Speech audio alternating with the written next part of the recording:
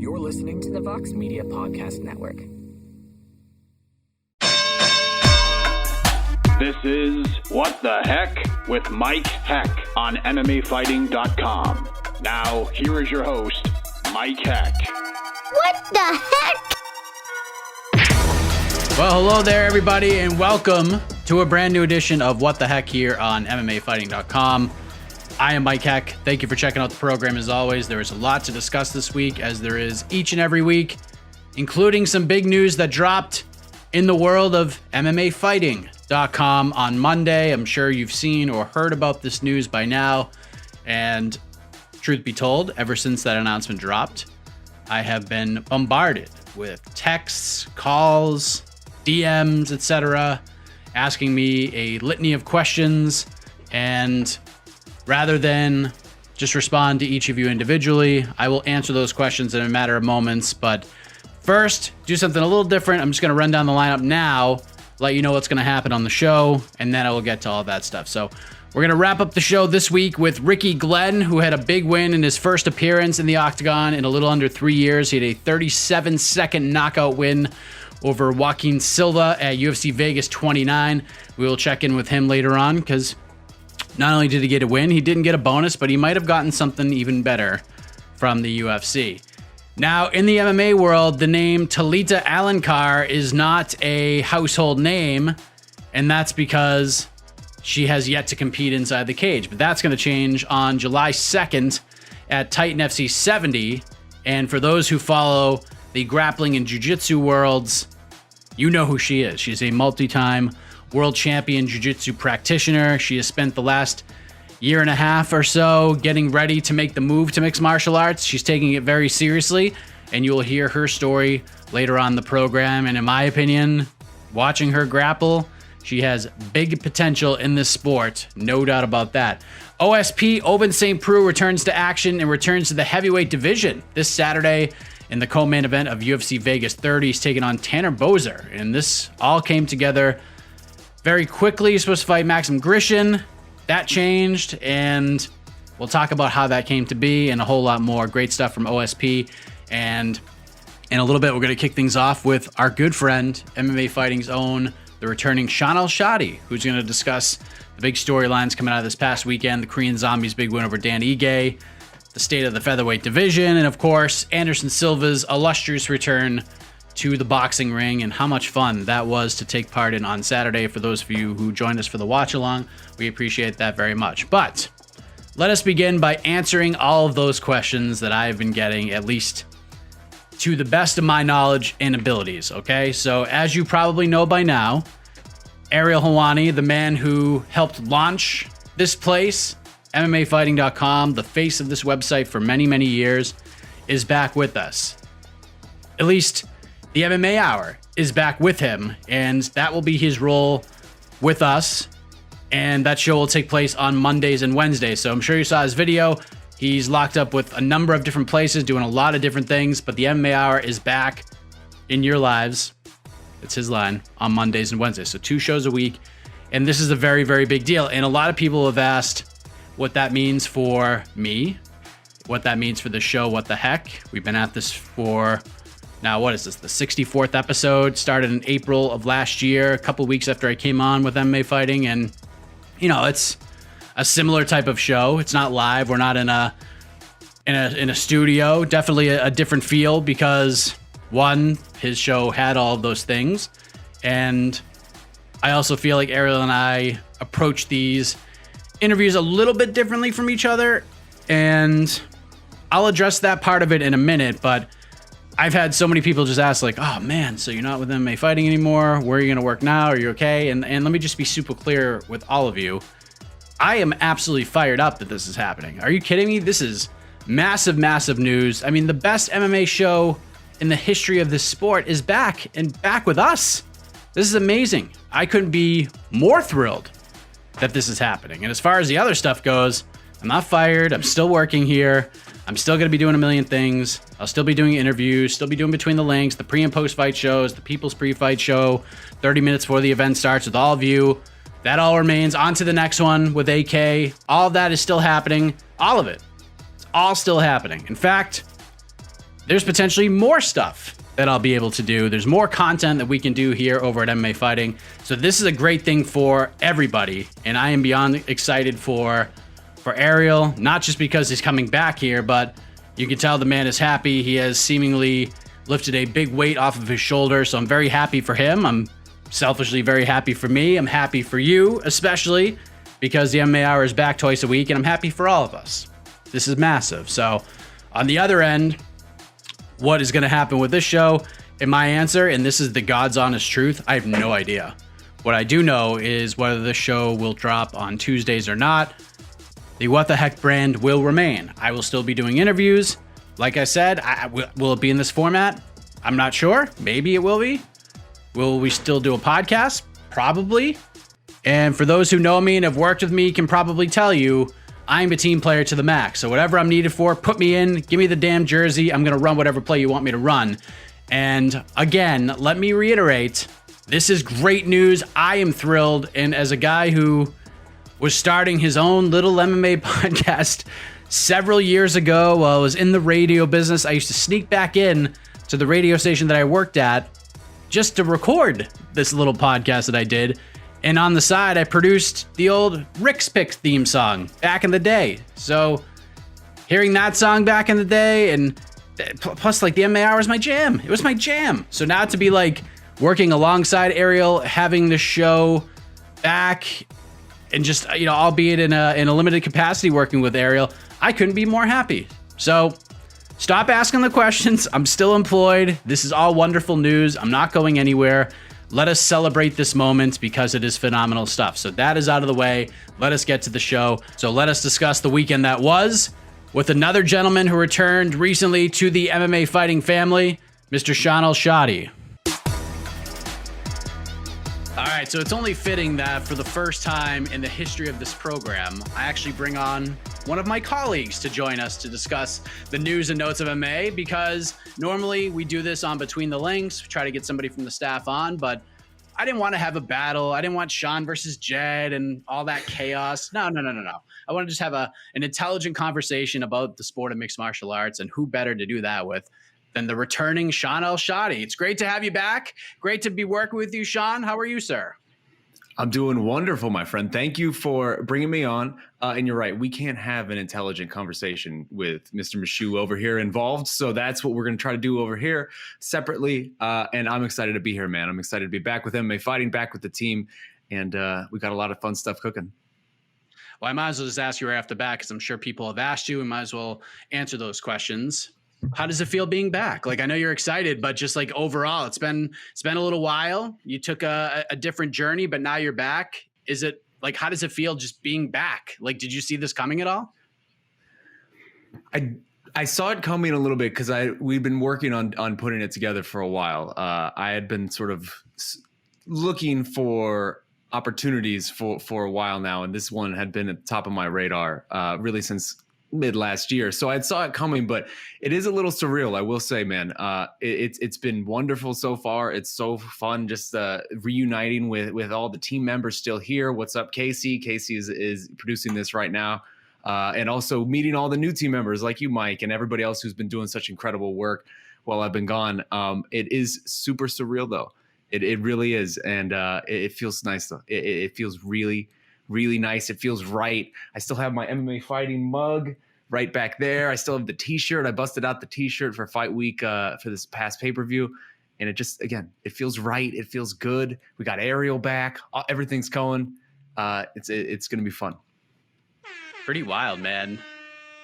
There's Casey. He has to get involved with the sound effects and the fire and the DJ sound. So, by the way, I don't have an MMA fighting mug nor a t-shirt. So hopefully we can get that situated and changed up over the next. Yeah, we need to work on that then. That is an issue that is now the top of my to-do list, is we need to get Mike Heck the gear, the swag. Come on, man. I know. I don't want to be wearing Red Sox paraphernalia every time I'm on here. So we could talk about all this stuff for hours and hours, but let us talk about what happened this past weekend. We'll start with the UFC. Korean Zombie back in the win column. He's now 3-0 training in the US. When he trains at Fight Ready with Eddie Cha and the crew in the US, he's now 3-0. Defeats a very gritty Dan Ige. Impressive showing. showed his wrestling game. I don't think Dan Ige or the great team over at Extreme Couture saw that coming, but TKZ looked great, got it done. What did you think of his performance? Oh, was there a UFC event this weekend?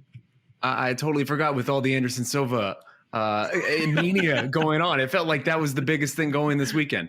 No, man, you're absolutely right. I think I was very impressed by what we came away, I guess, seeing from Korean Zombie and just also the aftermath, man. Because to me, nothing typifies and embodies this guy more than what we found out afterwards, where it's just like he separated his shoulder or seemed to really injure his shoulder pretty badly in that second round, and then pops back in and he kind of fights with one arm for the rest of the fight. And it's the same shoulder, obviously, that he hurt 8 years ago against Jose Aldo.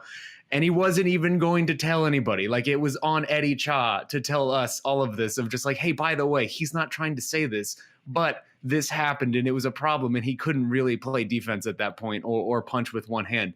To me, that just embodies what Korean Zombie's about and why he's such a fan favorite, man. He is the toughest MFer in that featherweight division, and he is just, you have to kill him to end him, right? Like, you can't chop off an arm, you can't chop off a leg. Like, you need to really take that guy down to end him. He's going to just try to work through whatever's going on.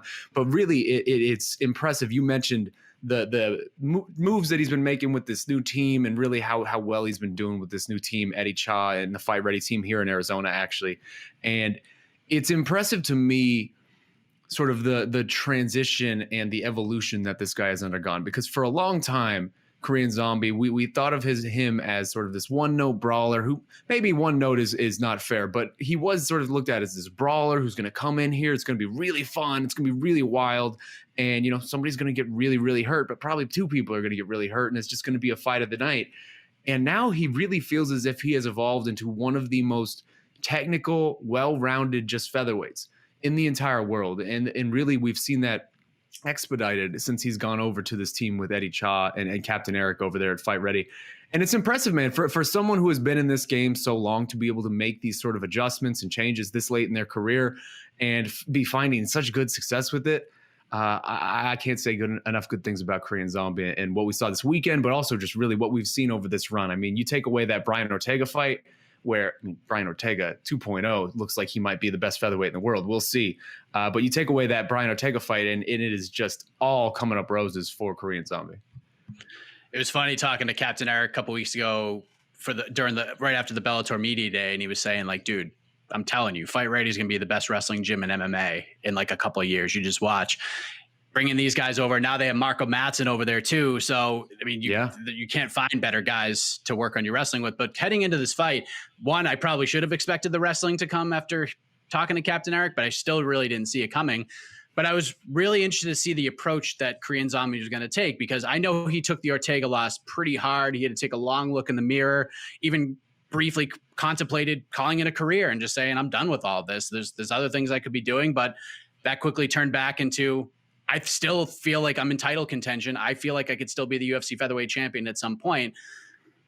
I found it interesting just seeing how composed he was, because I had the fight not gone the way it did, I don't know if we would have saw him again. Like, when you start having those thoughts, usually like the aftermath of it all and like how you perform in your next fight sort of tells the story. Like, am I making the right decision? So it sure seems like he's making the right decision. So I'm wondering, where does he go from here? Because this division is so loaded, but a lot of these top guys are either booked, Ortega and Volkanovski. We just saw the Holloway Rodriguez fight is getting postponed at some point. We don't know what's going to happen. The plan is to try to rebook that thing. So what does he do after a headline spot and having the performance like he had? Like, where does he go from here? Well, you're absolutely right when you mentioned the composure, because that to me is maybe the quality that stood out the most over this run, is just the fact that you can't really rattle Korean Zombie at this point, man. Like, to make that mid-fight adjustment of, hey, I don't have a right arm anymore. I'm just going to go right to this wrestling in this round 3, and I'm going to do it again in round 4, and it's all going to work out and no big deal. And again, I'm not going to say anything about it afterwards. It's up to Eddie to say something.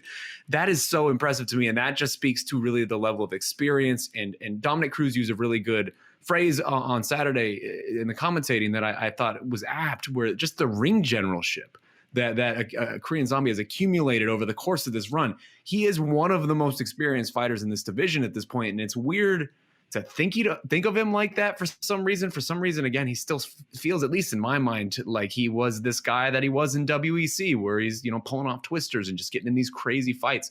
But that's such an outdated view of him. And he really is just one of the most experienced, composed guys in there at 45 at this point. You asked where to go next with them, and you mentioned Max Holloway and what's going on with this Yair Rodriguez fight. And it seems like Giga Chikadze is sort of in the mix right now for this Yair Rodriguez fight. If I'm a UFC matchmaker, that is exactly where I'm going with this. That to me lays out perfectly. You get Giga in there against Yair. I don't know that Yair's a weird case, right? Because he hasn't fought a lot. He really hasn't fought much at all. And so you could say he deserves a Max Holloway fight, and I wouldn't argue with you, but I also would say that he's not entitled to it. And so to take a step down and fight someone coming up the ranks who is being active like Giga, that feels like it fits to me. And also that's just a really crazy matchup. Like the mind delights at the idea of those two guys fighting. And then to me, you take Korean Zombie and you throw him against Max Holloway. And that is just mouth-watering matchup to me. Like I'm getting chills and goosebumps at the idea of what those two demons could do against each other. That feels like the move to me if you're able to get the Giga fight going. I'm like torn on the idea because I feel like Giga could be a very big player in this division at some point. Like he's got tons of combat sport experience, but MMA experience, he's got some, and he's getting more and more as he continues to fight. But I don't want to, especially in a division like this, throwing him to a guy like Yair, it kind of scares me a little bit, because if you go in there and Yair does what Yair does and lights him up and kind of knocks his confidence back for a loop, then you're just like, oh man, we could have slowly built this guy. The purist in me is like, no, don't do that. But the fight fan in me is like, oof, can you imagine Giga Chikadze and Yair Rodriguez throwing them fangs?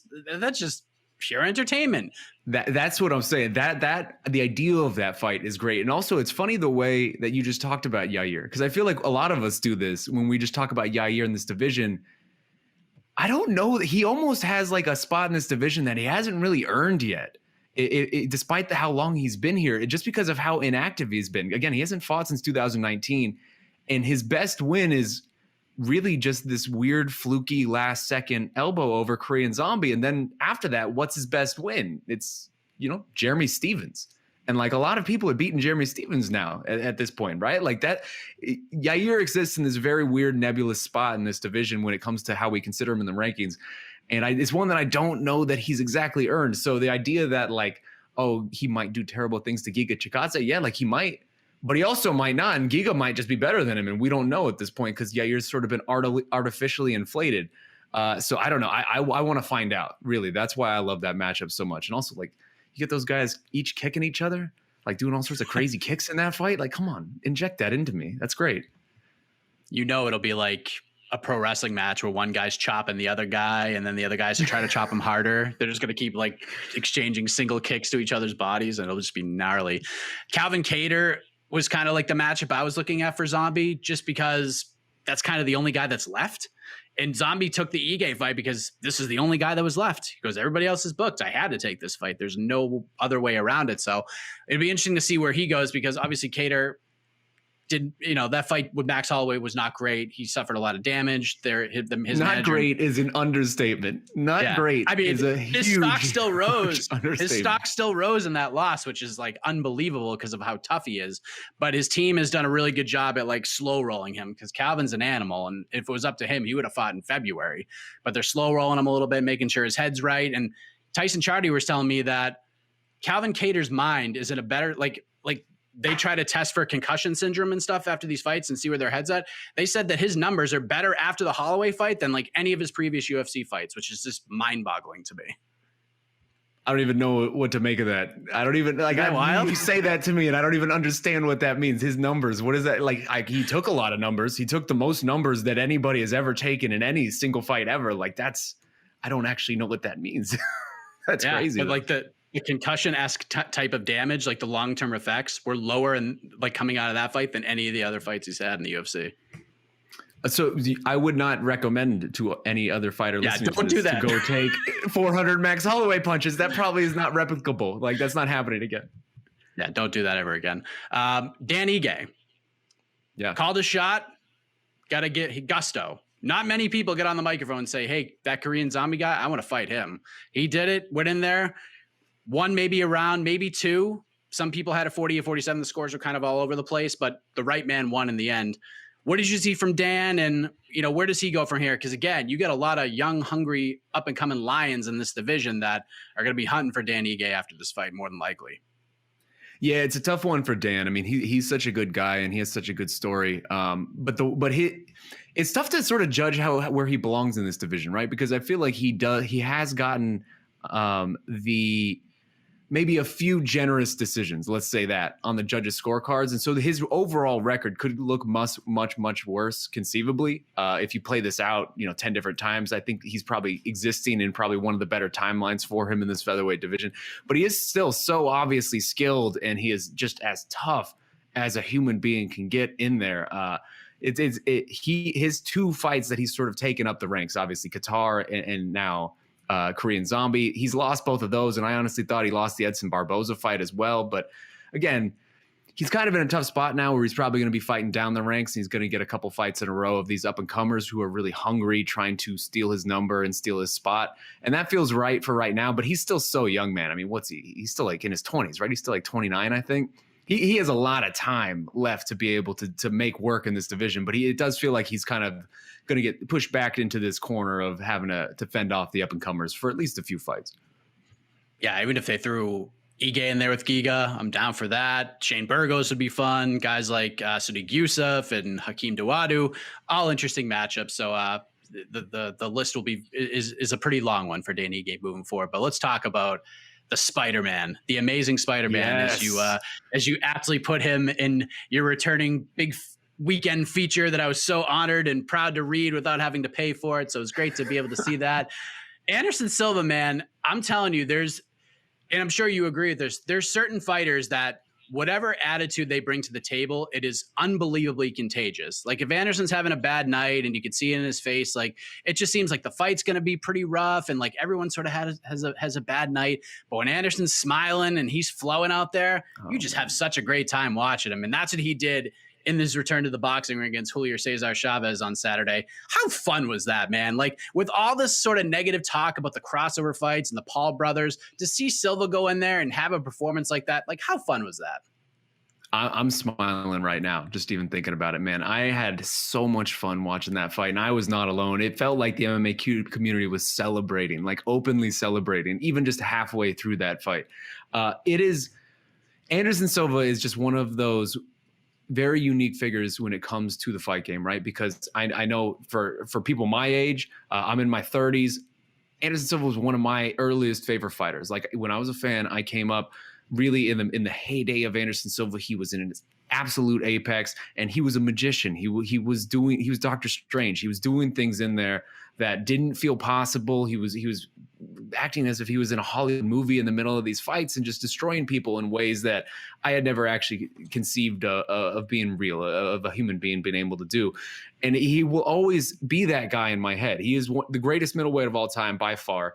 And he's just one of the greatest fighters of all time by far. And we really have lost that. We lost that sense over the last 5 years, right? Like I think there are a lot of new fans in the sport who don't actually understand or have any real sense of who Anderson Silva is, why he matters, why any of this mattered, and just what he meant in his prime when he was the guy, when he was the king of the world, really, when it came to MMA.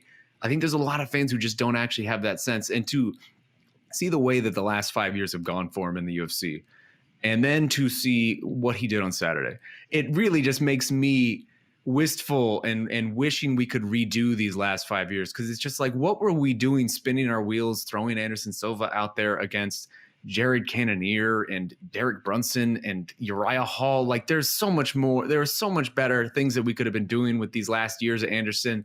And there's so many different opportunities that we could have. I would have loved to see Anderson box when he was UFC middleweight champion. He is obviously extraordinarily good at this. When he was in the middle of this fight in his opponent's dad's event in Mexico, in their backyard, and he's doing what he's doing, you could see the joy on Goyito Perez's face on the commentary booth, just as to see an MMA person represent us when we've been taking L's, like hard L's, week after week. It seems like every month there's just like another MMA fighter getting embarrassed somewhere. To see this guy at age 46 come in here and in what was it, like mid third round, fourth round, where he's doing the Stephan Bonner, where he's getting in the corner and he's pointing down to the ground, he's getting real animated, and you can just see how much fun Anderson Silva was having. And that to me was the coolest part of all of this, was just seeing that joy return to the face of Anderson Silva, to see him remember, like, I am Anderson effing Silva, like that's who I am. And you could see it in the middle of the fight of just him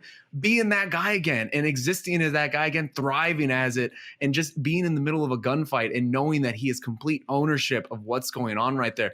It was so obscenely cool. Like, it was just such a great feel-good moment for someone who really hasn't had any feel-good moments at all over the last 5 years. Like, the Derek Brunson fight, I guess, was kind of a feel-good moment, but even that, like, I don't know, man. I had such a good time watching that, and that really, it makes your heart swell for Anderson, because again, it's I don't know that this is going to be the end, right? Like, he definitely is going to probably continue to box after this, but it's going to at least open up some more doors for him. I'm sure he's going to make several millions doing a fight against, you know, some other celebrity or whatever, like however this boxing road is going to go for him, he's going to end up making pretty good money. And maybe he can finally find the storybook end that he very much did not find in the UFC, when we keep throwing him against these rando guys that just do nothing for him. And we're just trying to build other people up off Anderson Silva's name. Like, some people are above that when it comes to the historical ramifications of fights like that. And when you just look at through the history of the sport, like, some people are above doing the building their name off of thing. And to me, Anderson Silva should be above that. And we've been doing that for 5 years. So for him to be able to get an actual legacy fight like this, and an actual fight where we can feel good about it and everyone can celebrate him for who he is, it just felt so good, man. It felt so good. As someone who has been the biggest Anderson Silva mark pretty much my entire adult life, like, it felt incredible to watch. And it was nice to see him fight somebody who doesn't get lost in the allure of Anderson. Like, even Israel Adesanya goes in there in a main event spot and it fights Anderson Silva. And as good as he was, and, you know, we felt pretty bad heading into that fight. We're like, oh man, like, we don't want to see this. But then even Izzy got kind of lost into the allure of Anderson Silva and the legacy and the legend that he presented us for so long. But to see him in a boxing ring against a guy who clearly knew who Anderson was, but didn't feel that same way, it was great, because it didn't take anything away from either performance. Like, we probably got the best Julio Cesar Chavez Jr. we were going to get in that fight. And you can't say, like, you know what? Like, it's just, I fought a legend. It was too much. It was too much to overcome. Anderson just did the damn thing, and it was awesome. Yeah, and he embarrassed him. Again, he embarrassed him on his dad's show. Like, this whole show celebrating his dad in their own hometown, in their own home country, with home cooked judges. Like, that was obviously not a split decision. Like, they tried as hard as possible to take that away from Anderson, and he made it so absolute that it was just impossible to do it. It was the coolest thing that I've seen in some time, man. And it really, again, just to see Anderson feeling good about it, and Anderson happy and enjoying himself, like, that is so much better than what we've gotten with all these crap fights. Like, I didn't need to see Uriah Hall knock out Anderson Silva or any of this, right? Like, I didn't need to see, whoever, Jared Cannonier beat Anderson Silva. Like, all of these have been so pointless, and we could have been having so much more fun with this true legend of the game and in the waning years of his career. Because again, he's 46 years old. The fact that he is 46 years old and he's out here fighting a 35-year-old who has 60 fights of pro boxing experience. And I understand that Julio Cesar Chavez Jr. is not, let's say, well regarded by the boxing populace. Like, he definitely seems like a black sheep when it comes to how boxing fans consider him. But man, still, like, 11 years his senior, and again, 60 boxing fights of experience versus 2. That's crazy, man. That's crazy. It's wild stuff, and I'm so happy for that guy. Well-deserved moment for him. Hopefully he continues on and gets some big fights and some big paydays, and that smile remains on not just his face, but all of our faces watching him going forward. I'd love to see the Roy Jones Jr. fight finally get made. I understand why it might not get made, because I don't know if, like, a commission would clear Roy because of his age. I don't know. It depends. If you find, like, just the right sweet spot to make that fight, we could do it. I don't think Anderson's in the exhibition fight kind of reality right now. Maybe he is if the pay is right, but I feel like we got to see this fight at some point, and we got to do it relatively quickly. Do we not? The Jones fight? Yeah, absolutely. I mean, if we're able to get this together, why not, right? Like, this is how I remember Anderson Silva wanted this fight, like after he fought Rich Franklin. Like, he has been calling for this fight basically his entire career. Like, this was the dream for him for the entirety of me knowing who Anderson Silva was. It was, I want to fight my clone and I want to fight Roy Jones Jr. Those were the two like dream fights for him from the beginning. So like, why not, man? Let's do it. Like, if we're doing all this stupid BS out here where Frank Mir is boxing, you know, Steve Cunningham or something, and it's just like Jake Paul is going to just take on every crappy MMA fighter or retired MMA fighter. Like, why can't we just have Anderson out here living his dream? Like, who's stopping that? That should absolutely be the fight. Completely agree. And last thing, I think we're going a little over the 15 minutes that I allotted, but I had a feeling this might happen. We got another UFC event coming up on Saturday, UFC Vegas 30. Then we get a little bit of a reprieve before we head to Las Vegas, UFC 264, headlined by Dustin Poirier versus Conor McGregor, the trilogy fight. But big matchup in the heavyweight division, one that's flown under the radar. We got Ciryl Gane, the undefeated up-and-comer, looking to get to that title shot very quickly in his career, but he's taking on just an absolute menace in Alexander Volkov. The guy is a savage. He's big, he's long, and he's on a streak, and his confidence is sky high right now. What do you think of the matchmaking, and what's sort of at stake for both of these guys? I like the matchmaking. What's at stake is hard because the heavyweight division is hard, right? Like, the heavyweight division is some sort of, it's been impending for a long time at this point, and it still remains impending because we don't know the status of, is John Jones going to end up, being a player at this at all? Like, are they going to eventually figure that out with his new representation? And then also, with the Curtis Blades, I'm sorry, not Curtis Blades, but Derek Lewis, Francis Ngannou fight. Like, when is that actually going to happen? Are they going to be able to convince Francis to accept that fight, even though a much bigger one is out there? The whole heavyweight division makes fights like this feel a little bit less important in a way that I think is not really fair to the guys involved, because you're right, Ciryl Gane might be the best prospect in this division right now. I think he probably is, and I don't even know that he's really a prospect anymore. Like, you beat JDS and Jairzinho Rozenstruik back to back. Like, I don't know that I can consider you a prospect at that point. You're like a legitimate player. I'm a huge Ciryl Gane guy. Like, I am really, really impressed with what he has brought to the table to be able to do this so early into his career, and sort of the physical stature that he has. Like, he's not a small guy. He feels like a small guy because he's so athletic, but he's 6'5", like 250 in there. Like, he's a giant human, and he is really more of an all-around talent than I think even most of us expected, because he's pulling off submissions. He's pulling off big knockouts against JDS. The Rozenstruik fight was, it wasn't great, but those things, not all of them can be gems. So for me, I'm actually really intrigued by this fight, but it does feel like the stakes sort of make it less significant than it should be, if that makes any sense. Yeah, I'm with you on that one. This is the big litmus test too. Like, I felt like I favored Gane against Rozenstruik, and I felt like for him to win, it was going to be sort of a boring fight, because you don't want to get into a firefight with a guy like Jairzinho. You want to pick your spots and be lucid, and that's exactly what he did. And this one, I mean, if he can go in there and beat Alexander Volkov, then good Lord, strap the rockets to him and just let him do his thing. So I'm really interested in that fight. Of course, we get another heavyweight fight in the co-main event, OSP versus Tanner Boser. Didn't see that coming. That wasn't on my bingo card, so that'll be an interesting co-main event leading into the main event. But Shaun, appreciate the time. We could do this for another 30 minutes easy with everything going on in the combat sports world, but who knows? Maybe we got something that we can work with here in the future, perhaps. The two handsome bald men from MMA Fighting talking fights. Perhaps. I like that theme. Perhaps. We got ideas cooking. Y'all. Good stuff coming.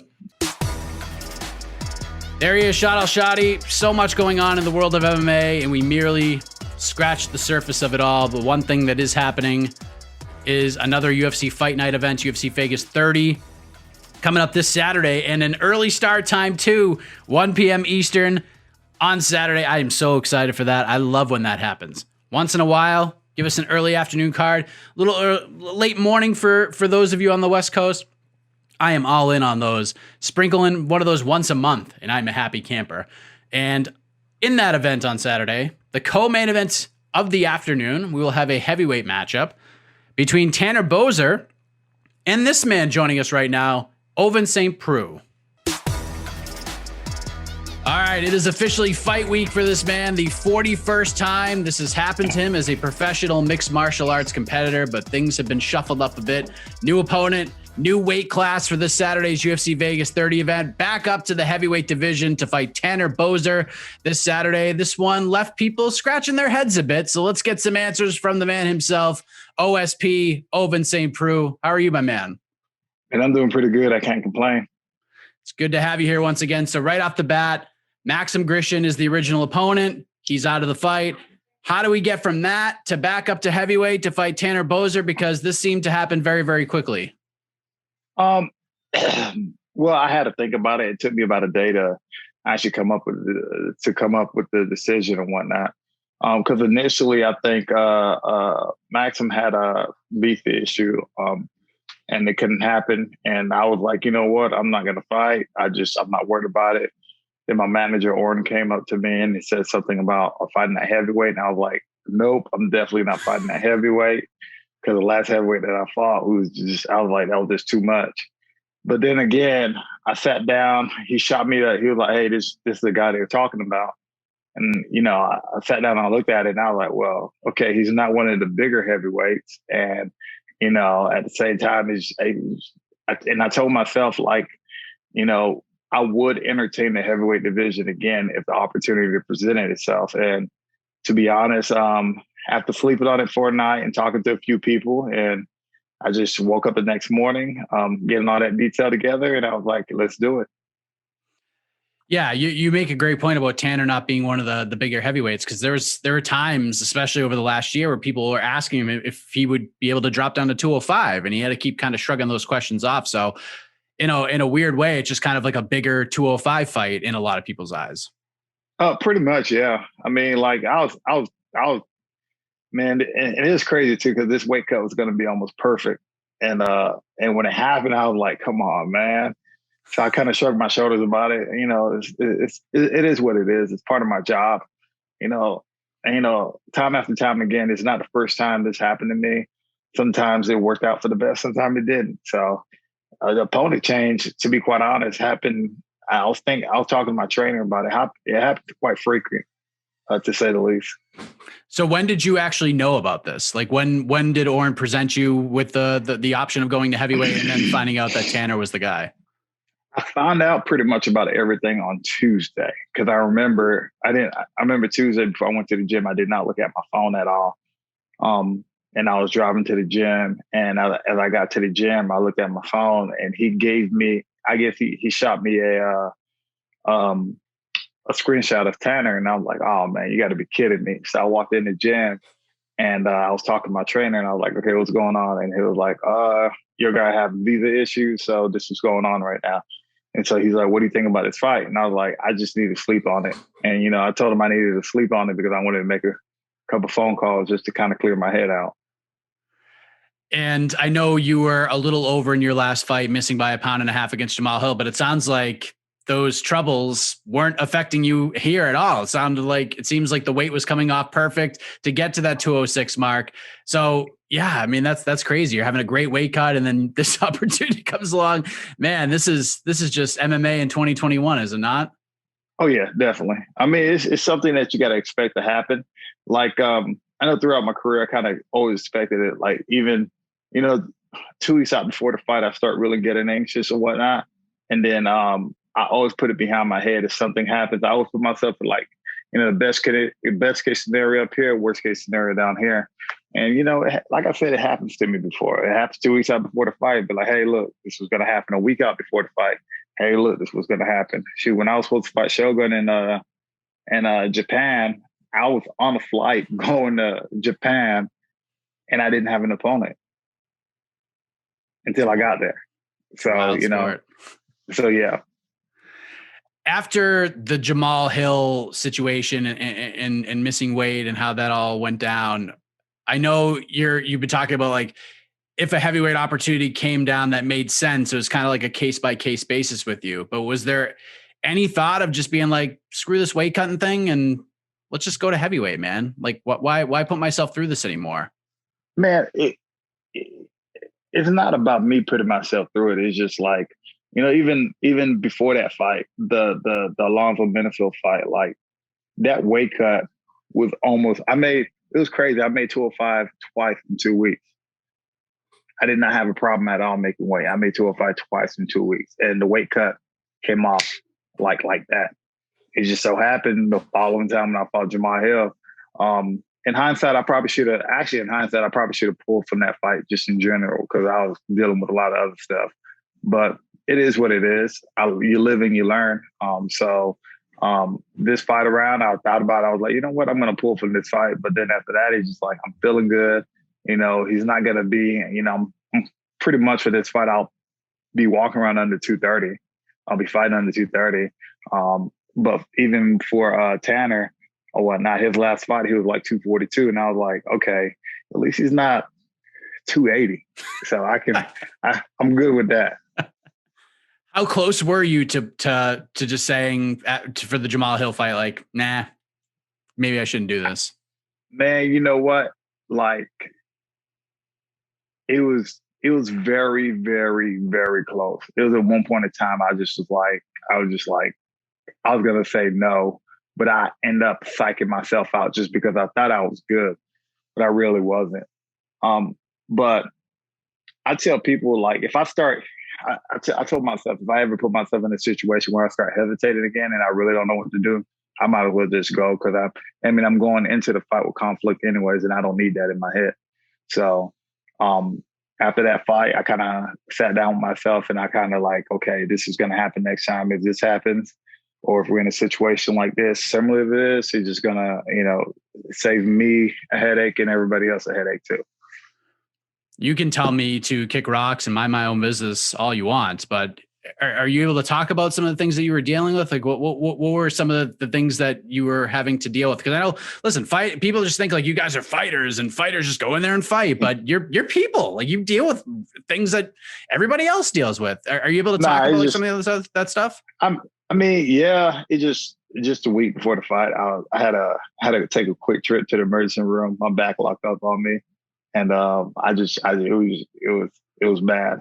I thought I was good. Weight cut was going good. Even when I was cutting weight, the weight cut was going good. And then after the cut was getting more and more, I got down to about 206, and I was like, I got down to about 207 and a half. And I was like, I told my coach I was done. I ain't gonna waste my energy.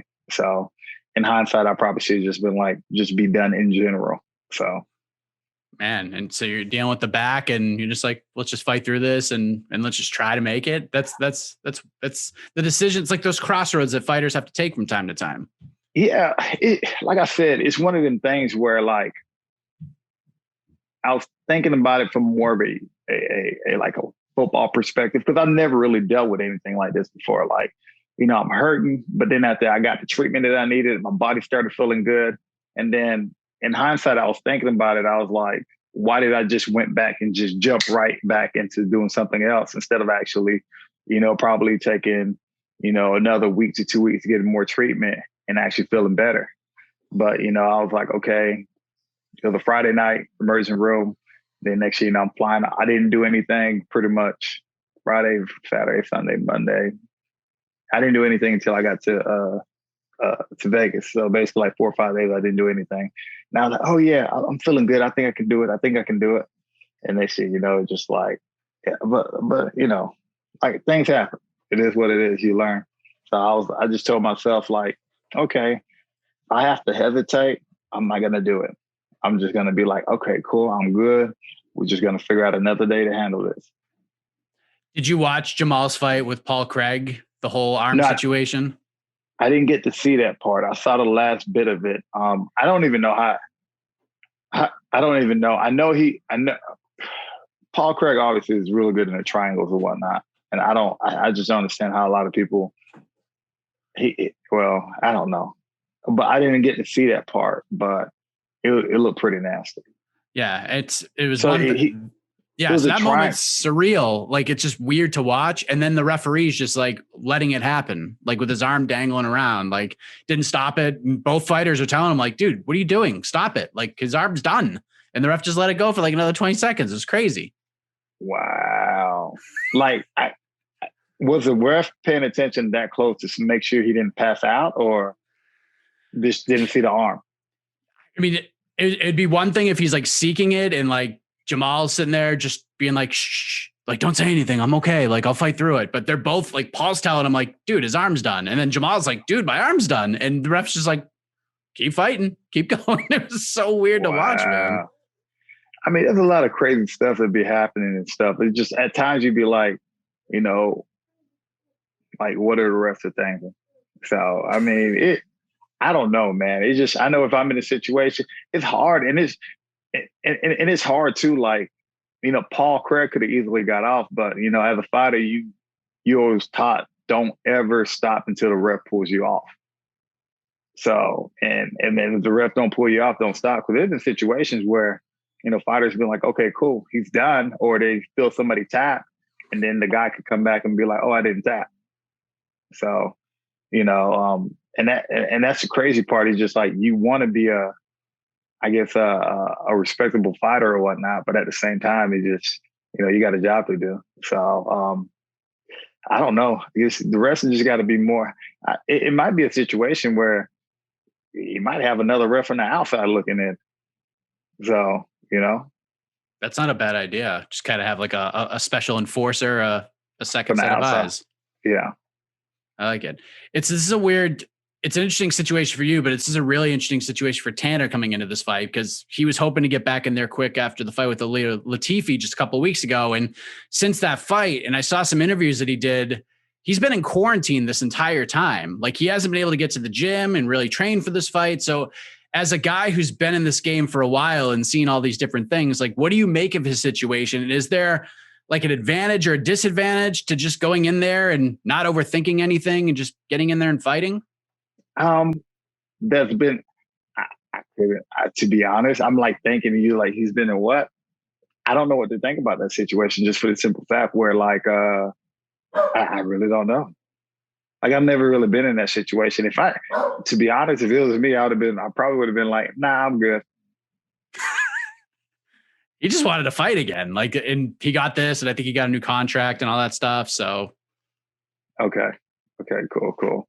I mean, I don't know. I guess it can be a good thing. It can be a bad thing. It's just like, you know, I guess sometimes you got to run before you walk. In this case, he might be running before he's walking. Do you like the matchup from like a stylistic perspective? Like, I know there hasn't been like a ton of time to prepare for Tanner specifically. You're so, you know, engulfed in this game that you don't really focus on your opponents that much. You're focusing on yourself and what you're going to bring. But this isn't a brand new thing for you, obviously. Do you like this one? Do you like it maybe better than the other fight from a stylistic perspective? Stylistic, yeah. The reason being because, you know, Tanner's a bigger heavyweight. He does have a lot of output, which is really good for a heavyweight. But along with that output comes, you know, cardio comes down tremendously or whatnot. And, you know, just kind of watching him against, you know, Allure, like, I know I got to watch out for certain things. He likes to kick. He got a heavy right hand. You know, as long as I can watch out for those. And, you know, I kind of been preparing myself for that fight, for those type of fights anyways. So for the grappling exchange, I never really got to see him grapple or whatnot. And I never really seen him on top of anybody. You know, I've seen him a couple of times. I've seen him when he was on top of Allure. But Allure ended up getting up and kind of circling off or whatnot. But pretty much anything I've seen, he's been kind of playing off his back. I know one thing, though, he hasn't been finished. So I know I'm not going to go in there and try to be like, okay, I'm going to rip your head off. But I mean, if I can land a solid shot, I think I'm going to try to finish him, because he hasn't been finished. But to say the least, when I did go up to heavyweight, I did drop Ben twice. And I know I have the power to hang in with those guys, but I'm not going to be in a box, in a phone booth trying to trade blows with those guys either. You blew a lot of people's minds when you stepped on the scale for the Ben Rothwell fight. You weighed in at 240 pounds and everyone's like, oh my God, he weighed 240. So what do you think we're going to see on Friday? Like, will we see you close to that range or below, since you were cutting weight? You were getting ready to cut to 206 anyways. Where are we going to be at, you think? Man, I'm going to be definitely under 230. I'll definitely be under 230. Like I said, when I got the phone call, I remember on a Tuesday night, last Tuesday, I was 223. last Tuesday I was 223. So I might be, knowing myself, I might be anywhere between 225 and 230. Okay, so 240 OSP is not showing up on Friday. Hell no. 240 OSP is hurting. Like I was it's crazy because like, you know, like I can move at that weight, but I don't feel good moving at that weight. So even when I fought, like, because when I weighed in with pretty much everything on. I was around probably about 238-ish, but I was still feeling like I felt strong, I felt fast, but it's different where like, you know, the lighter you feel, the longer you can move around. The heavier you feel, after a while, you just start. It gets harder to move around. So when you fight at 205, what do you typically like? What do you think you weigh in at, like on fight day? Like after you cut the weight and you hit the scale and you rehydrate and all that stuff. Like what do you typically weigh in on fight day itself? On fight day, I'm usually, well, it depends. If I come in on Tuesday for fight day, the UFC check your weight. If I come in on Tuesday and I come in like 220. On fight day, I'm 220, 221. And I can move. I mean, like I could, if I come in Tuesday, like fight day for fight week, if I come in on fight week at 220 or 221, it's going to be trouble. It's going to be really trouble. Cause I don't have to cut the weight just comes off easy. I don't have to worry about it at all. Like I don't struggle with the weight cutter at all. The times that I have come in, anytime I come in 221 and under, it's pretty much been a bonus type of night for me. So is there a part of you that might maybe cut a little bit just so you can have that feeling of like the rehydration and kind of getting into that zone to try to be like 221, 222, or are you fine just like 228? Yeah. Or are you fine just being 228, 229? Nah. So this is 228 right here is really good for me. Okay. It's almost like it's essentially fight camp weight for me anyways. So 228, 227 is like fight camp weight because, you know, when I actually start doing my water load, my water cut and stuff, that's when my weight just boom, flushes out very quickly. So like this week today, I probably should have been waking up right at 220, to be honest, 220. But like, you know, 227, 228 fight night, like it's going to be perfect for me. So how do we get this done on Saturday? Yeah, I know you're not going to be looking to tear his head off, like you said, but, you know, co-main event spot. How do we set the table for, at least for this fight, Ovince, your fellow heavyweights, Ciryl Gane and Alexander Volkov? Steal the show from them. That's all I can say. So as long as I can steal the show from the heavyweights, I'm good. So I don't know how I'm going to get it done, man.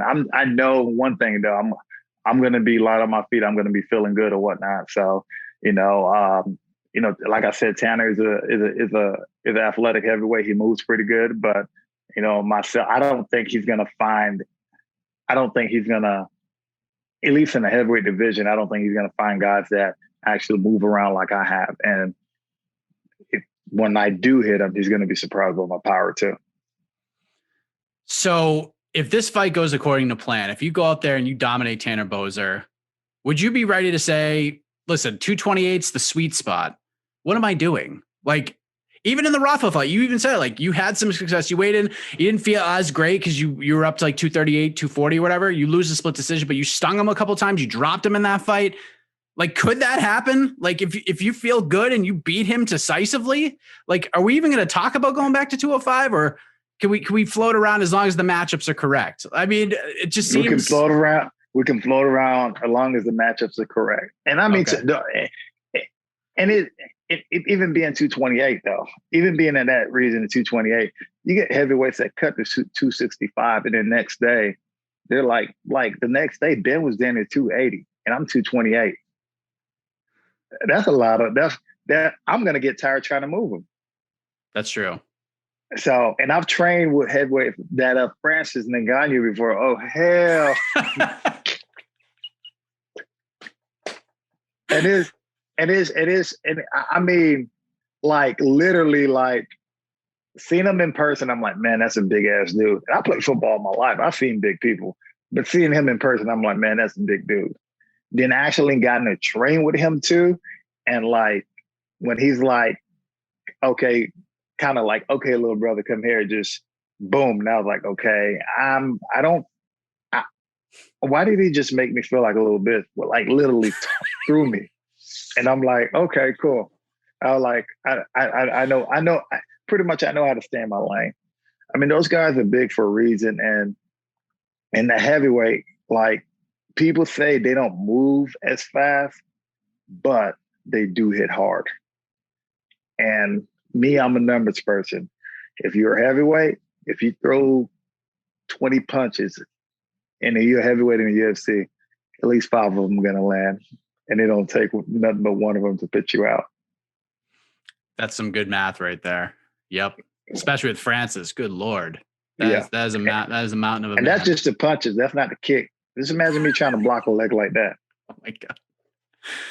I've been a proponent. I know people talk about weight classes. I know 165 has been like a huge topic over the last couple of years, and Dana hasn't really entertained that. But I've always been a proponent of the cruiserweight class, 225. I feel like 205 to 265 is crazy, and you can mix and match however you want. You could have a guy weighing in at 210 pounds fighting Francis Ngannou, and it just makes no sense. But if you sprinkle in the cruiserweight at 225, like we got a happy medium for guys who cut a lot to get to 205, but are not big enough to fight the Ngannous and the Rothwells of the world, to have it like make any susceptible sense. Like, are you a proponent of that as well? Like, if the UFC introduced a 225-pound weight class, is that your sweet? Like, would that be your home? Yeah, guys like that. It's kind of remind me because in college I was in a position where I was between linebacker and defensive end. I was kind of too big for a linebacker, but too small for a DN. So they always called us a tweener because you're kind of in between. So considering the fact of my MMA career, when you explain it like that, pretty much that's the role I'm playing right now. It's kind of like a tweener where, I can make 205, but I'm one of the bigger 205 pounders. But at the same time, heavyweights, I'm not one of the bigger heavyweights. I'm not one of the bigger heavyweight fighters. So yeah, I would definitely entertain that. Especially, to be honest, 215 would be perfect, actually. I like 215 would be perfect. So you're like the JPP of MMA. You're like just right on that sweet spot, man. You get that quickness. Pretty much. You get yeah. Last thing for me. Did you watch Anderson Silva's return to the boxing ring on Saturday? It was nice to see legit happiness on his face, man. I mean, I didn't get to see it. I told myself, I'm going to have a lot of downtime since I'm going to be in Vegas for the next couple of days, but I'm definitely going to watch it or whatnot. I mean, you got to understand, man, like when people don't realize when you've been in the sport for so long, especially competitive sports for so long, you've been in the top for so long. And, the last several years of your career have been a lot of up and down or whatnot. And to try something new and come out on top. Yeah, that's definitely going to brighten up your day. OSP, always enjoyed chatting with him. Super interesting fight on Saturday, back up in the heavyweight division against Tanner Boser. And I agree, he's in a tweener place. Not big enough for heavyweight, but maybe like a little too big for light heavyweight. I don't know. It's an interesting spot to be in. But we move ahead. Let us welcome in an individual who will be making her mixed martial arts debut on July 2nd at Titan FC 70. Multiple-time jiu-jitsu world champion. Let us say hello to Talita Alencar. All right, let us say hello to the multi-time IBJJF world champion, Talita Alencar, who has put together an incredible resume in the jiu-jitsu world, and now she's about to embark on a new chapter in her combat sports career into the world of mixed martial arts. Her MMA debut will take place July 2nd at Titan FC 70, which will air on UFC Fight Pass, and she will compete in the strawweight division against Staci Vega. Talita, welcome to the show. Welcome to MMA. How are you? Thank you. I am great. And you? I am great. So I guess my first question right off the bat, why now? Why make the move to MMA now? I think if you watch my jiu-jitsu fights, like match, you could see that I have a very aggressive style that transition perfect to MMA. I've been told like for many years after like people start to see me more fighting my style, like, oh, why you don't do MMA? And I never really felt comfortable to do MMA, knowing that I have to do such a big step, you know. And I told myself, if one day I decide to do MMA, that will be when I have a great team. And it was perfect because I met Charles McCarthy. He introduced me this MMA world, and it was the perfect fit for me. And I have the best team, the best support. That's why I decided to do my pro debut after I started to do MMA almost 2 years ago. Okay, so 2 years ago you met Charles. Where did you meet Charles? Like, how did you guys just kind of run into each other, or have you known Charles for a little while? No, I actually was living in California, just doing jiu-jitsu, traveling, doing seminars, and I was talking to a friend of us in Como, Sam, and he trained with Charles in the past and ATT when they were all part of ATT, and I was telling him how frustrated it was trying to do MMA, and I didn't have the great team behind me, and I was like facing some controversy and like some stuff that happened when people wanted to manage you and etc. And I was like telling him that's so hard to not have support and not have a team and have to do everything by myself, like I did mostly in the end of my career in jiu-jitsu. And he's like, oh, I have just the perfect guy to introduce to you. And we booked the meeting, and I met Charles like right away. I love Charles, and he sounded a very legit person to me. And so far we're together, like as team. He been just only helping and making me achieve my ultra performance. Yeah, I've spoken to folks such as like Gordon Ryan, for example, about making the move to MMA. And he said, you know, essentially when he's ready to do this, it's not something you just say, okay, I'm an MMA fighter now. Like, just like kind of you, like he knows you have to take quite a bit of time to learn the striking, to use grappling effectively in an MMA fight. How beneficial has these 2 years been for you, sort of honing your craft and preparations for this fight?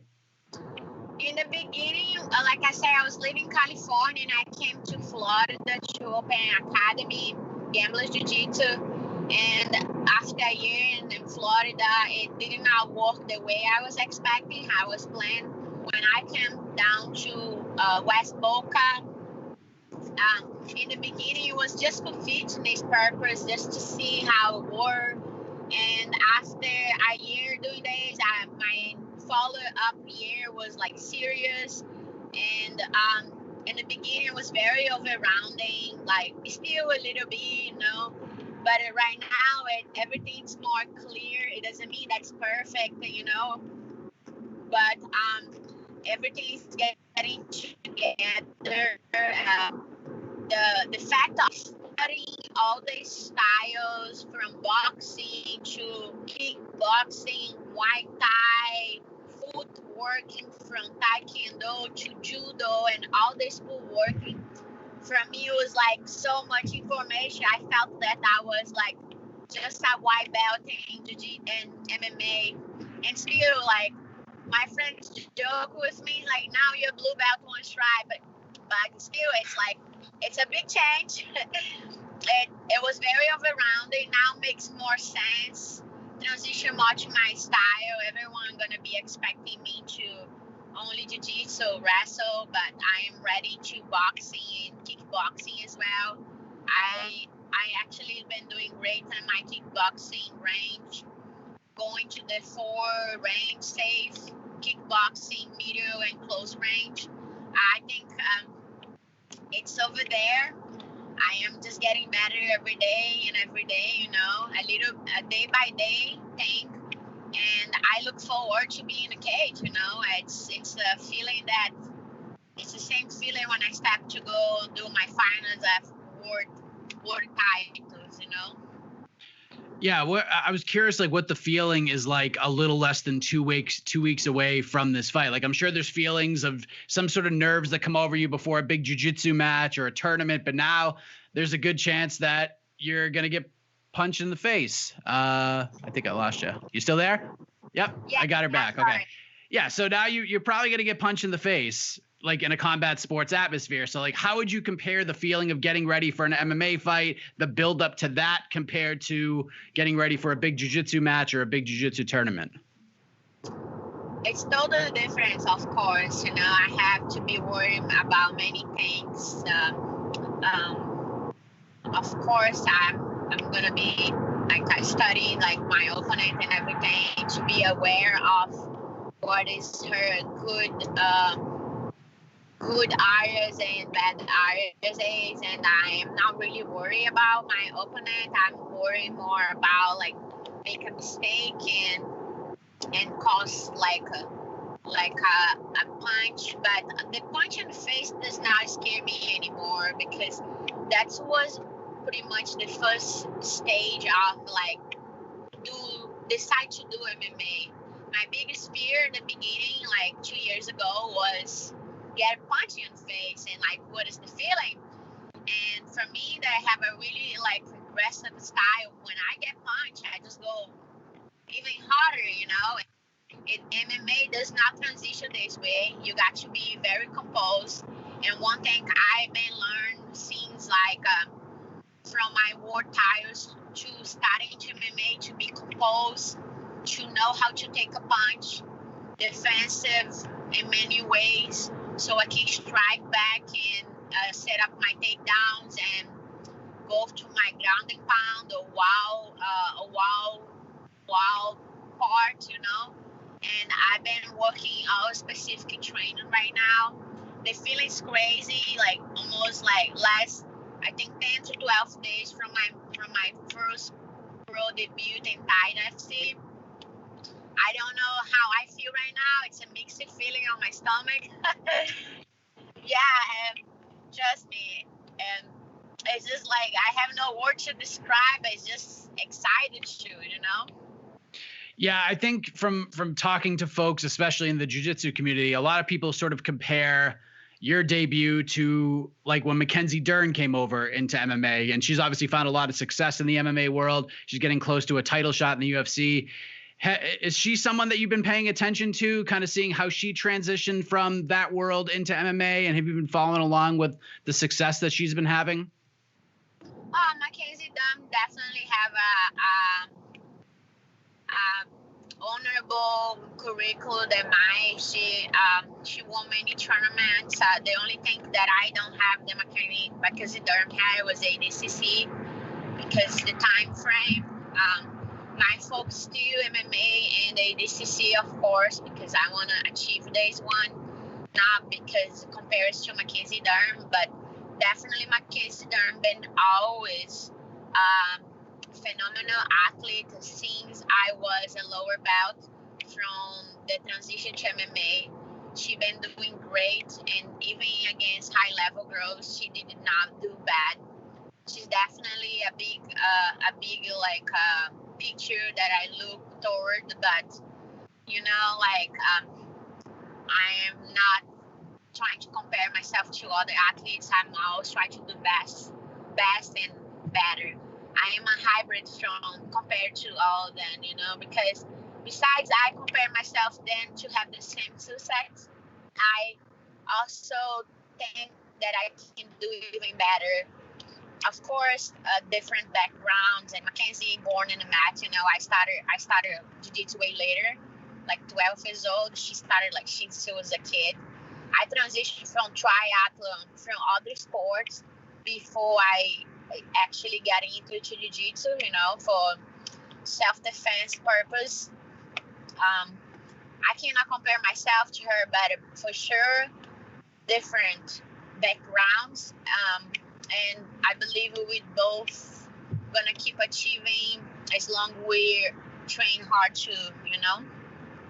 So you're going to be fighting Staci Vega, and she's been in the game for a little while now. She even fought Raquel Pennington, who's in the UFC on the amateur scene way back in the day in 2009. Do you know much about her? Like, I know you're going to study her a little bit, but you're more focused on yourself. But what are your thoughts on Staci as your first MMA opponent? Now, the first thing I as soon as she accepted the fight, she signed the contract, I studied her. There's few things. The last fight that I watched from her was 6 years ago or something, but doesn't really matter for me. I believe she did like the subscription on YouTube, so you cannot watch people, you know. And I studied it. She did. It doesn't really matter. I just need to know what I'm gonna do. Focus on my game for sure. Be aware of her good spots. She's very experienced in me in MMA. I saw that she play guard and etc. too. So either one, if she wants strike or boxing or kickboxing, I'm gonna be there. Right, pressure her. Or if she decides to go to a ground game, my grounding pound is excellent. My pressure is excellent on top. Even in the bottom, I'm ready for each situation that could be happening. You talked about what it was like when you got punched in the face for the first time. You just got a little more aggressive. You got all fired up. What is it like for you to actually punch people in the face? Do you enjoy it? Like, I know it's more in a sparring scenario, but like, have you thought about what it's going to feel like to actually throw a super hard punch at somebody and hit them in the face at a fight? Actually, when you are a fighter, you get paid to hurt people, you know. So it's not a great feeling. Look, you are humble or not. I'm not humble. I'm gonna step in the cage and fuck somebody up. The feeling of fucking somebody up is amazing, you know, unfortunately. But yeah, that's gonna be so I am really excited to get punched and be able to defend, but also to throw my punch and know they're gonna land. It will be an even amazing feeling, so I can finish the fight as fast as I can. And of course, effing somebody up is at the top of your priority list if you could, right? Of course. You're crazy. You can watch my jiu-jitsu fights and tell me if I don't want to finish a fight. So I'm curious, at this point, what is your overall goal in the sport of MMA? Like, is it to eventually get to one of these major organizations, to get to the UFC someday, become a world champion? Like, what's the end game for you in this sport, Talita? Yes, no, for sure. I like I say, I'm 30. I have an excellent background, and I think I just need 2 years to get excellent, to get a good striking base, to get actually what I need. But for sure, my main focus is UFC based on my background. I don't want to waste time bouncing around. Like I said, I am very focused and committed to do what I want and what my team is planning from me. I have a team based of 7-8 people that are helping me in going from wrestling, judo, taekwondo, karate base to basic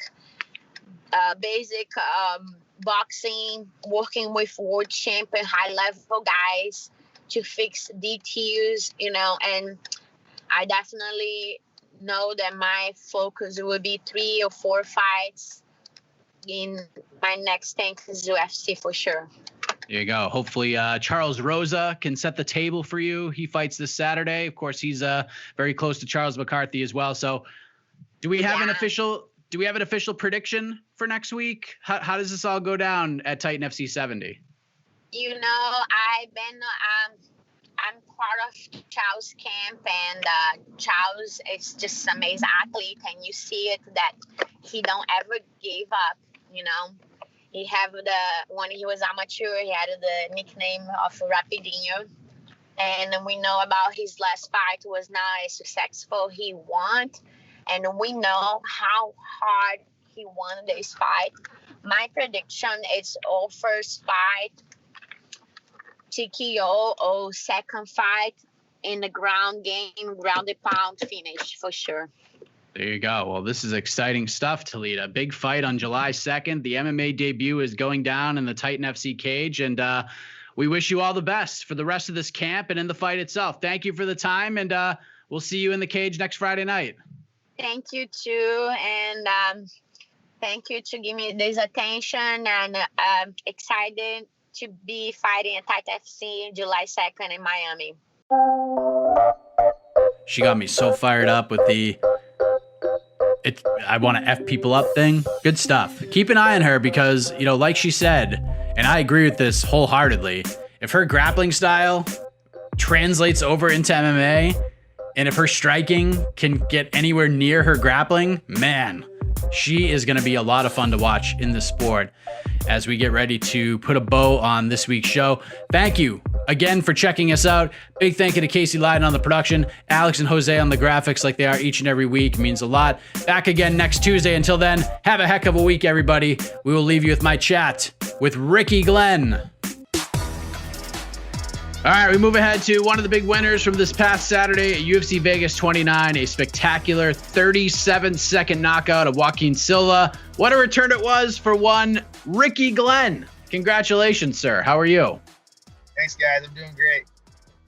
Before we get into the performance, and I'm sure you've talked about it before, but I have to ask you because everyone keeps asking me about it. The Ricky name. I was wondering what sort of led to the decision of the more youthful Ricky Glenn name being used in your fights as opposed to the old Rick Glenn, the gladiator, which is a manly name. Ricky's still manly as it showed in the performance, but why the decision to change up? Well, it is my name. So it's kind of a stupid reason why I started going by Rick in the first place, you know, because my father, he had, at the time, I was like second grade, he had a girlfriend named Ricky, and I was like, no, I'm not going to have a girl's name. I'm Rick. And most of my close friends and family call me Ricky anyways. So, or Ricky G. So I'd rather go by my name. I don't mind. I guess Ricky G, whatever. Rick. It all works. I mean, whatever you did, it obviously paid dividends because that was some performance, Ricky. It had been almost 3 years since we had seen you inside the octagon. I mean, how does it all feel a couple days later? Is it kind of surreal because it had been so long? No, I wouldn't say surreal. Real, you know, I'm going to have that high feeling for probably the rest of the week. You know, I'm just super jacked up still. I'm actually going to. I started teaching a gi jiu-jitsu program for youth and adults, and I'll be teaching tonight. And then there's a teammate that I'll be helping out. He's fighting this weekend, so I'm actually getting right back to training. Not as many sessions a day, but I'll be getting right back to training, and yeah, just getting right back into it, I guess. It had been a long road back with, you know, different injuries, the pandemic. You had a bout of COVID yourself. You moved back home. You took some apprenticeship work, if memory serves me correctly, and it obviously translated into a damn good result. But what do you think was the most important thing about the time away from a mental perspective and sort of like the importance of reflection on both life and career? I probably gained some more clarity at what I really wanted with my life and where I want to spend my time. And now that we have a child, you know, that you know, rings even more, you know, where we spend our time and what we're doing and what we're working towards is a lot more important now. And obviously being dad, we see the car seat in the back. How much of a boost has that given you in so many ways? I know I have an 8-year-old, so I know exactly how that feels. But you know, how has that been a boost for you? Not just as a fighter, because I'm sure the motivation just kind of increases tenfold, but just overall. Yeah, overall, just a lot sharper with my time and, you know, my energy, where I'm putting it. I have a little more motivation and you know, something to fight for a little more, I guess. How did you enjoy the first Father's Day, man? Outside of probably being on an airplane and traveling back home, but once you got there, how did you enjoy the rest of the day?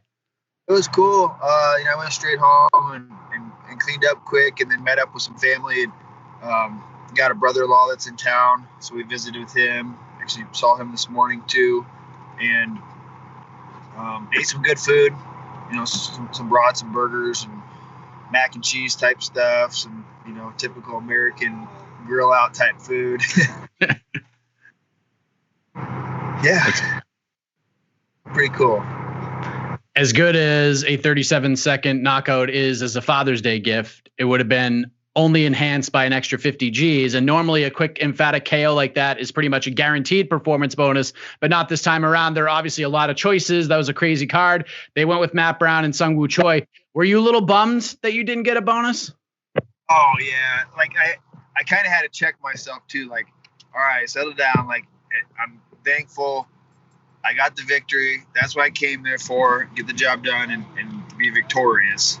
But man, like, I guess with my circumstances, I'm out almost 3 years. I would have thought that would have held a little more weight. And the performance alone, I didn't get hit at all. And it was really quick. So I thought, it was almost a for sure 50 Gs. So. Do you feel like placement on the card affects that as much as other people do? Like, since this is a, what have you done for me lately kind of a sport, do you feel like if that fight was maybe on the main card that you would have gotten a bonus?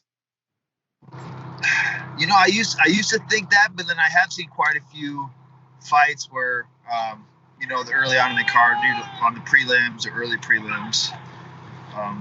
So yeah, I don't know. I guess I can't say. Fair enough. Played in their decision on that. I don't know. So almost 3 years away to 37 seconds of fighting. I mean, it's wonderful to get a quick finish like that and take little, if any, damage. But is there a small part of you that's like, I don't know, unfulfilled because it was so quick? Like, did you have to go for a run or something after the fight to burn that leftover adrenaline? Well, after the fight, we got dropped at the Harris Casino right on the Strip, and we walked quite a bit of the Strip, went to Planet Hollywood, walked Fremont, we walked hours. I had to slow down. I think I was pumped up still. The guys were like, holy cow. I kept looking back and, you coming? What's going on? I was just walking hard. We walked for hours. But my celebration, it was a little different. I normally, it's been a while since I had a finish. I think I had 6 or 7 decision fights prior to this match. And so when I finished them and the ref, Mike Beltran, pushed me off, I was just so pumped up. Like, I usually don't yell or get all dramatic and stuff like that. But it's just like, just the energy just came out, and once I stopped, like, I just started pouring sweat. I think just from like flexing, it's like, so yeah. So I think that just came out too, because I was prepared to go the whole fight and push it in. I wanted to set the pace and just go as hard as I could. And luckily, I was in and out, unscathed, didn't take any damage. Was like a sigh of relief too, just being out that long and just here, you got it, 37 seconds, you get that finish that you've been waiting for a while. And did you just feel like this big sigh of relief? Oh yeah, super big sigh of relief.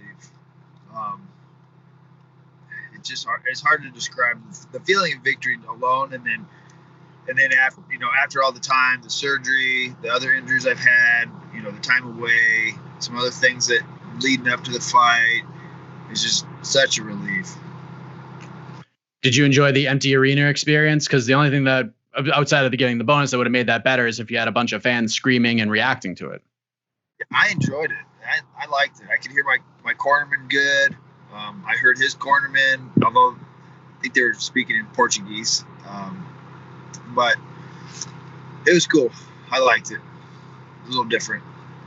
You told Michael Bisping after the win, essentially, I'll fight again tonight. Give me somebody and I'll just stand here and wait for you. You're ready to run the gauntlet, Ricky. I mean, obviously that wasn't going to happen, but I assume you already said you're going to get back in the gym later on this week. You're not going to go crazy, but I assume you don't want to wait around long to produce an encore of some kind. Is that accurate?